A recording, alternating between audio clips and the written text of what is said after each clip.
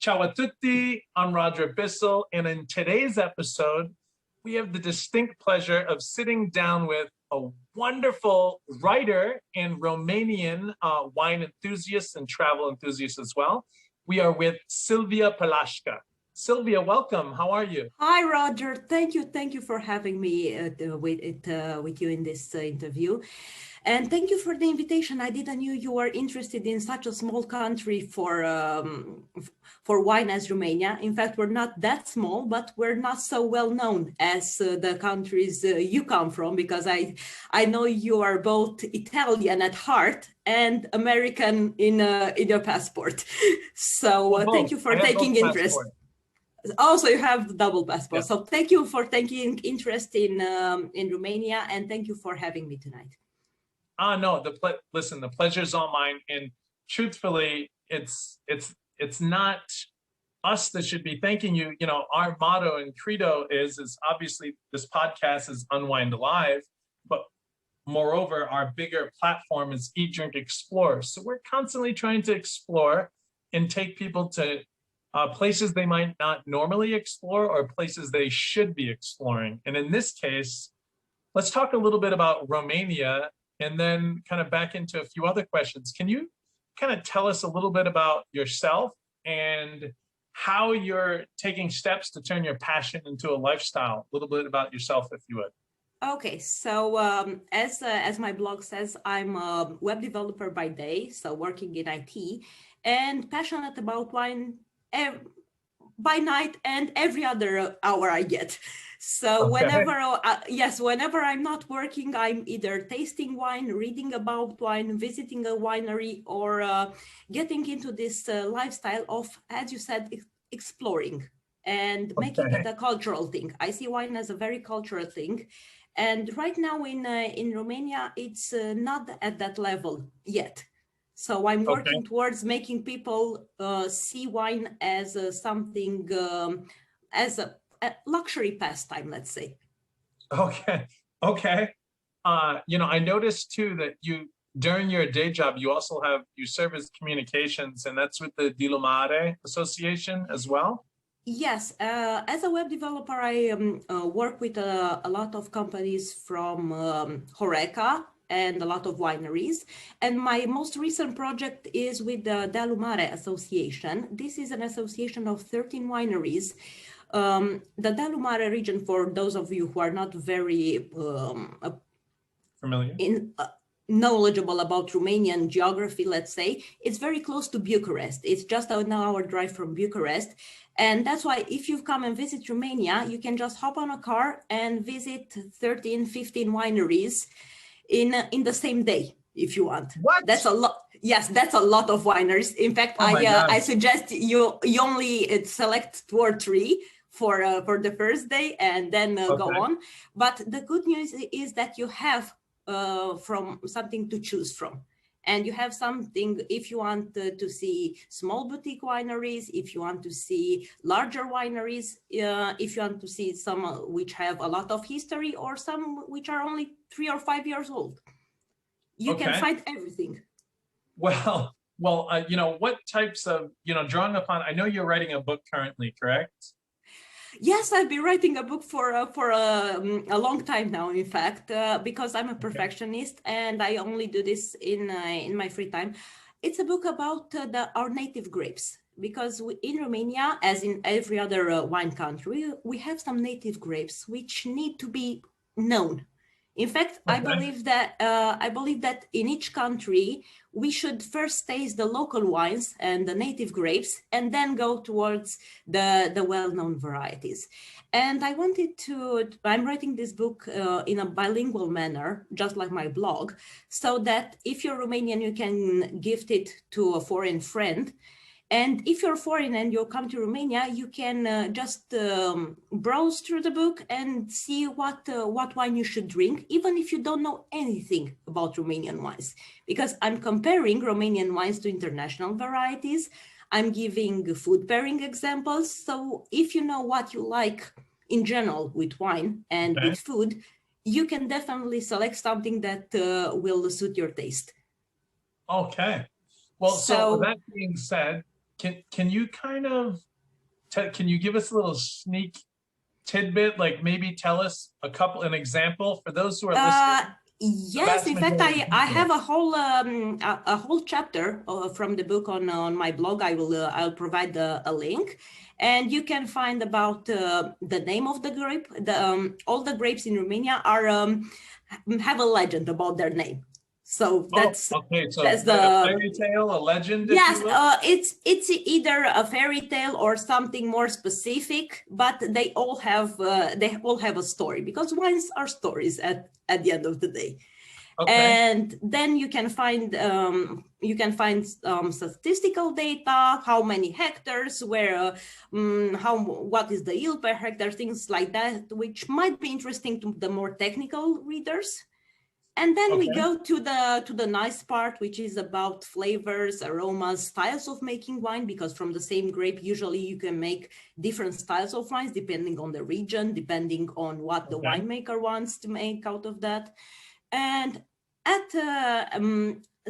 and in this part, I'm comparing the Romanian wines to the international wines. And each chapter ends with some food pairings and some nice examples that you can buy on three levels of prices, because I believe that good wine is for everybody. So in every budget you can find a nice wine. I agree. As an Italian, I think that we have wines that are great that cost €5 to €8 that serve their purpose, have their purpose on the dinner plate and sharing amongst friends. And then we have wines that maybe we need to pontificate on, like Barolo and Brunello. But with that being said, can you give me an example of one of your favorite, maybe indigenous varieties from Romania? Of course. So if I would go to a dinner, for example, if I would go I would bring a red wine, because I think red wines are more elegant for steaks, for any kind of red meat, for example. And I would bring a Fetească Neagră. Fetească Neagră, which could really be slowly for me. Fetească Neagră. Fetească Neagră, yes, it means the black maiden girl. Ooh, I like the black maiden girl. Yes, in fact, in Romania, we have 3 varieties named after maidens. We have the white maiden, the black maiden, and the royal maiden. Oh, okay. So I told you we have a story for each. Which one do you like the best? The black maiden? The black one, because actually the black one is, let's say, a bit more raw. And because it's Vitis sylvestris, it's not Vitis vinifera as the usual wine grapes. So, and it has been planted in Romania since immemorial times. We can't pinpoint, let's say, a parent grape to it. But itself, it's a very old grape. It's very pretentious. It's hard to make a good wine out of it. So for those winemakers which succeed, it's a really nice achievement. So what are some of the characteristics you'll find in this wine? Why is it so sexy and seductive to you? You can always smell the smoked plums in it. So if it smells like plums or smoked plums, like the ones in a jam, then it's Fetească Neagră. It can't be anything else. A lot of people who don't know this grape would say it's a Merlot due to the body. It's medium bodied and medium alcohol, so it's easy to pair with a lot of foods. But if you can smell next to the blackberries, black cassis, and so on, which are in most red wines, if you can smell smoked plums, that's very specific to this grape. And a lot of, sometimes if it's heavily oaked, it kind of resembles a Syrah. So it becomes spicy. Okay, but and not, meaty? Sorry? Spicy and meaty, or just spicy? Just spicy. Just spice, because it's kind of light. It's never heavy, and it's usually bone dry, so you can have it with most meats. Okay, So that would be one of your favorite picks. And is there a Yes. particular producer that you like? I love my guys from Dealu Mare, and I would recommend Aurelia Vișinescu. She is known as Miss Fetească Neagră because she's one of the producers which have a very good grasp on making this wine. Okay, I'm a little deaf, so the producer's name of Fetească Neagră, no, the producer is named Aurelia Vișinescu, and she's Aurelia, nicknamed Aurelia. No, I know, but the producer of Fetească Neagră is Aurelia Vișinescu. So it's Vișinescu. yes. And Okay. I also like the one which is called Apogeum, Okay. which is from the same winery, the winery Apogeum. This is a wine which is aimed for collectors, so it Okay. ages very well. It's quite expensive, but it ages very well, and its value increases in time. So I'm flying to Romania. Where am I flying into? Okay, here we go. Take us through someone that's following along here that's looking to explore. And I know right now, currently, Romania has a 2-week. Oh wait, do they still have their? We still have the ban, unfortunately. Okay, So, but it's so a 2-week. right now it's not the best time to fly to Romania. But when it will be possible, for example, you land in Bucharest. I would take you on a day's trip to Dealu Mare, to the producers I already told you about. Then But listen, listen, I've got to be honest. I love wine, but I don't think I can taste 13 wineries. No, I would just pick 3, let's say, 3 wineries for a day. Okay. Then I would take you to my hometown, to Brașov, which is in Transylvania. And I would say visit Dracula's castle, which is actually a royal castle. It has nothing to do with Dracula. What is the actual name of the castle? It's called the Bran Castle. The Bran Castle? Yep. Have there been any famous movies filmed there? Well, I think a lot of the movies with Dracula. Okay. Because it's, but this is not what it should be remembered for. Sorry? Dracul. Yes, Vlad Dracul. Right. So right now, if you go there, you can taste a lot of Romanian wines because now they have transformed it into a touristic center. Like a museum, wine museum? Not a wine museum, a museum and a wine tasting place because it has nice scenery.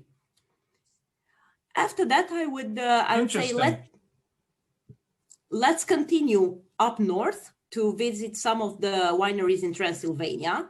We have small wineries like Liliac, which is small but very nice. They insist on the terroir wines a lot.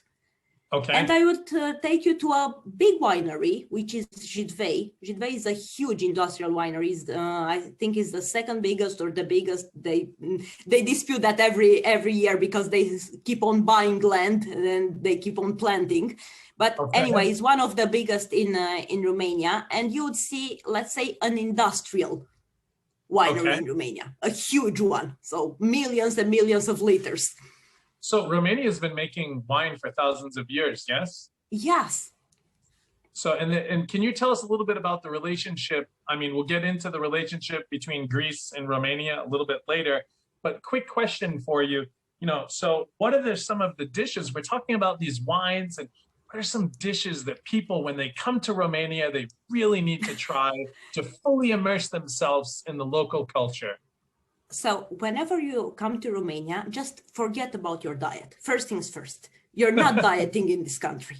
No way, because all of our traditional dishes are filled with meat, with lard, with pork chops, and we're not really vegetarian friendly.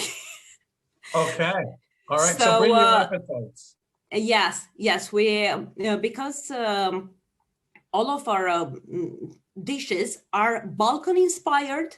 So a lot of people say sarmale is a traditional dish in Romania. And other people say, no, Turks have sarmale, Greeks have, or Bulgars have sarmale. We have influences from all over Europe. So if you go in the south of Romania, you will see Balkan influences.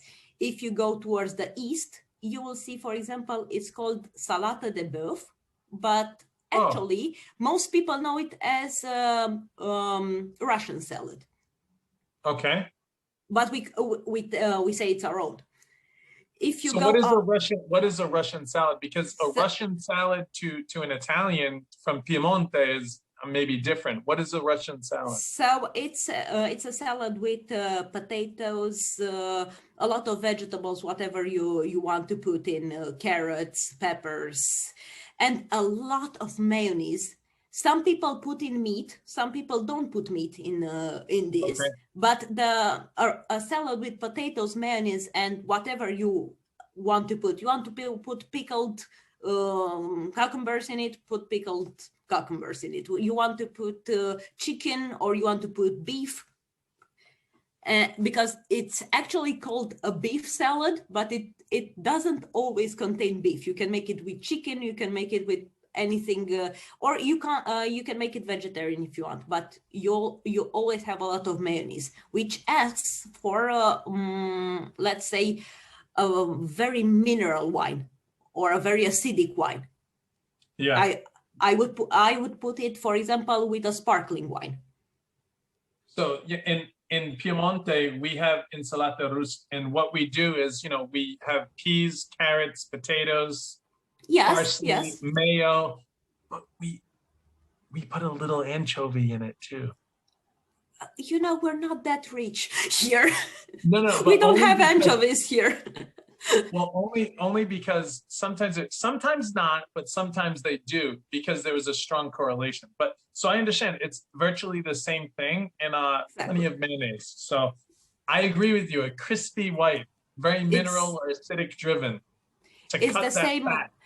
It's the same with grapes. For example, coming back to grapes, we have a lot of grapes which we call our own, but are actually all over Europe. For example, tămâioasa românească, which is a kind of white muscat, is all over Europe, but we call it our own. And you'll find that in every country. Okay. And so that muscat, is it traced back to, like, let's say, Muscat of Alexandria? Exactly. It came from Greece. Because you asked for how many years have been Romanians making wine. At least 2,000 years with written records, and at least 7,000 years with archaeological records. Oh, wow. So what is the relationship? You're talking about Greece. What is the relationship as it comes to enology or vinification between Romania and Greece? Is there a history there? Romania used to be in very good trading relationship with Greece in the antiquity. So we bought Greek wine, and we also bought maybe I don't know, grapes or vines, which then we planted here in Romania. And we also were conquered by the Romans. Well, thank you, hence my name. And they also loved wines. So Romania was the end of the Roman Empire, the most eastern end of the Roman Empire. And Romans also brought the kind of grapes they liked, and they planted it here, because this was a very, very good place to plant grapes. And actually, there are some records that they exported some wine from this part of the world back to Rome. But we don't know how it reached Rome. If it reached Rome in good state or not, we don't know that. But actually, Romanians have been making wines for a lot of time. But unfortunately, compared to Italians or to French people, we don't have heritage about wine. So Maybe we not don't as good have marketing it. we don't have 700-year-old wineries as you do in Italy, for example, Okay. because we were always at war in this part of the world. And Okay. as you know, growing vines and making wine takes time. So if it takes at least, I don't know, 10, 15 years of peace to get one vintage of wine. If we were at war from 5 to 5 years, we were growing some vines, but they were grown by peasants. We never developed, Right. for example, in the Middle Ages, heritage winery. Our oldest winery is right now. Somebody asked me this in a masterclass I taught. What is the oldest winery in Romania? And I thought a bit. I wanted to say one of the big ones, which have some heritage dating back to the Middle Ages, but actually they're not. They are from the communist period. Maybe the oldest winery in Romania is the Rhine Cellars, which belonged, as you can imagine from the name, to a German person. Those were made in 1892, and they are still producing sparkling wine as they did in 1892. And they still produce that wine under the same name. So you can drink a Rhine sparkling wine in Romania. What type of variety is it? They blend Chardonnay usually with some Palasca for the white one, but mostly Chardonnay, and Pinot Noir for the rosé. Ah, okay. So, and they make it through the Champenoise method, so it tastes almost like champagne. Well, it sounds like obviously you know you're an authority on this, and you're just a ton of information, right? So how do we read more about this? What is you said you have a blog as well? Will you talk about this?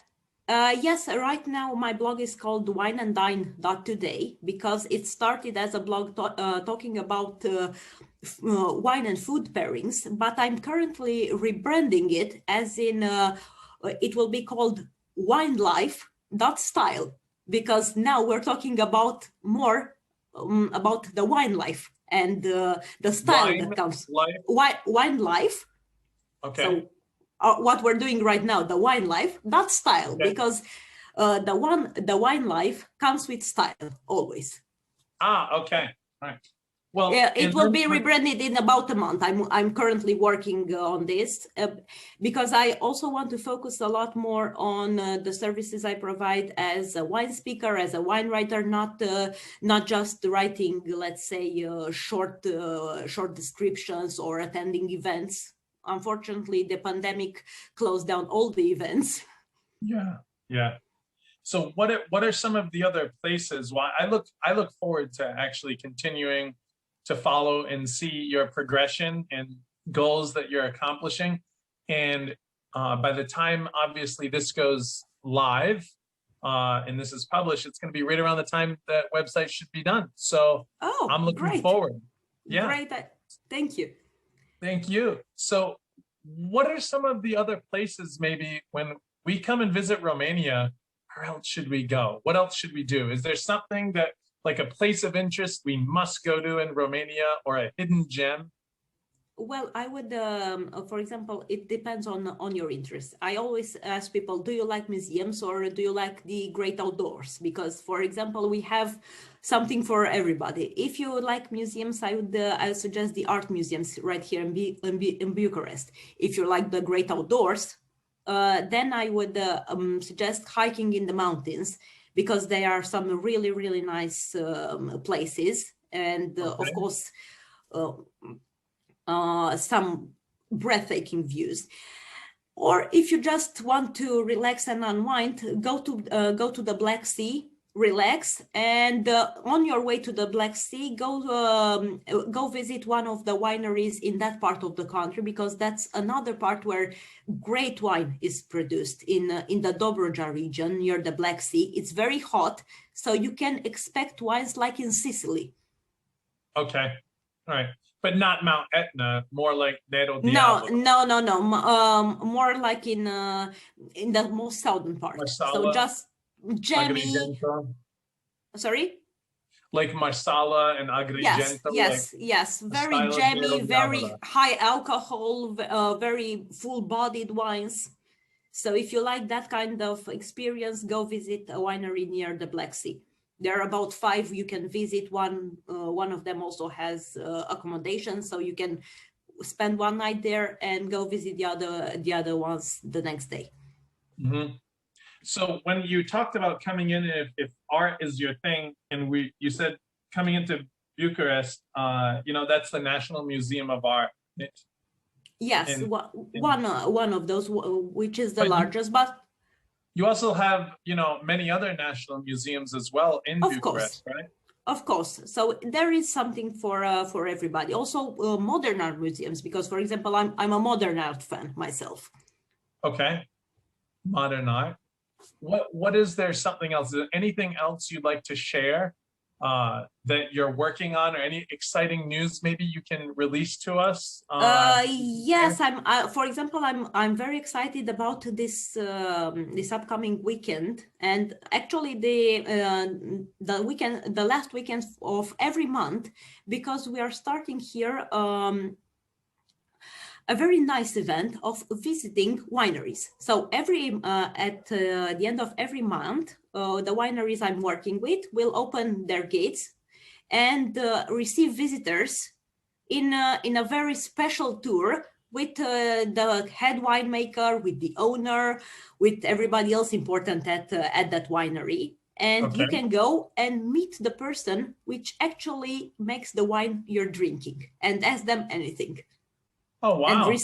And receive a special tour of the winery, taste some wines, some of which are not even released yet or will be released later or are special collections.